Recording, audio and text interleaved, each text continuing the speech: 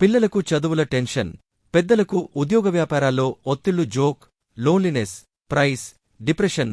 ఈ రోజుల్లో ఎవదిని పలకరించినా వీటిల్లో ఏదో ఒక మాట చెప్పకుండా ఉండరు. ఏదో తెలియని వెలితి, భవిష్యత్తు పట్ల అనిశ్రుతి ఈ తరాన్ని నిత్యం వెంటాడుతుంటాయి. ఒకప్పుడిలా ఉండేది కాదు మన కుటుంబ వ్యవస్థ, ఆను బంధాలు, ఆధ్యాత్మిక జీవనశైలి. ఎలాంటి పరిస్థితిలోనైనా అండగా నిలిచేవి. అయితే కాలంతోపాటు అవి మారిపోయాయి. చదువులు, ఉద్యోగాల కోసం సొంతూరికి దూరంగా ఉండాల్సి వస్తోంది.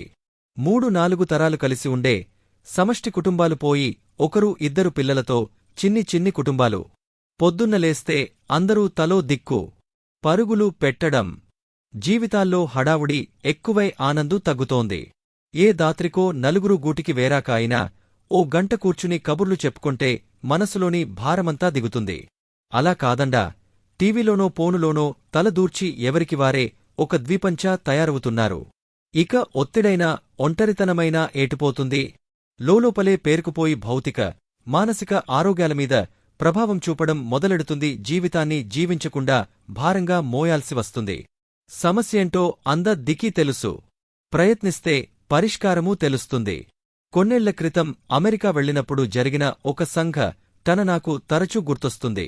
మేము ఐస్ చేసిన హోటల్లోనే ఒక పెద్దాయన ఉండేవాడు. దాదాపు 75 ఏళ్ల వయస్సుంటుంది.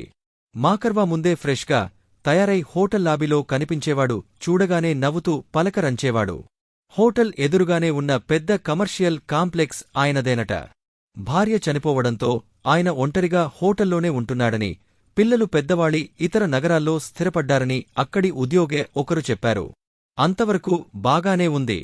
ఒంటరివాడు, ధనవంతుడు కాబట్టి హోటల్లో దర్భాగా బతుకుతున్నాడనుకున్నాం.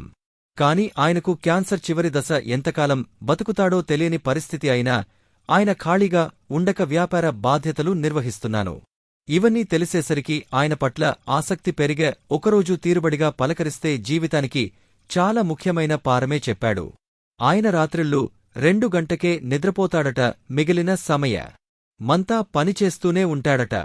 ఎందుకలా రెస్ట్ తీసుకోవచ్చు కదా అంటే, నాకింకా కొద్ది రోజులే ఉన్నాయి, అందుకే పూర్తిగా ఉపయోగించుకుంటున్నా అని నవ్వాడు.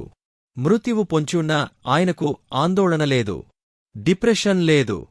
నచ్చిన పనుల్లో మనల్ని మనం బిజీగా ఉంచుకుంటూ జీవితం పట్ల సానుకూల దృక్పథాన్ని అలవరుచుకుంటే అసలు సమస్యలనేవి ఉండవు కదా.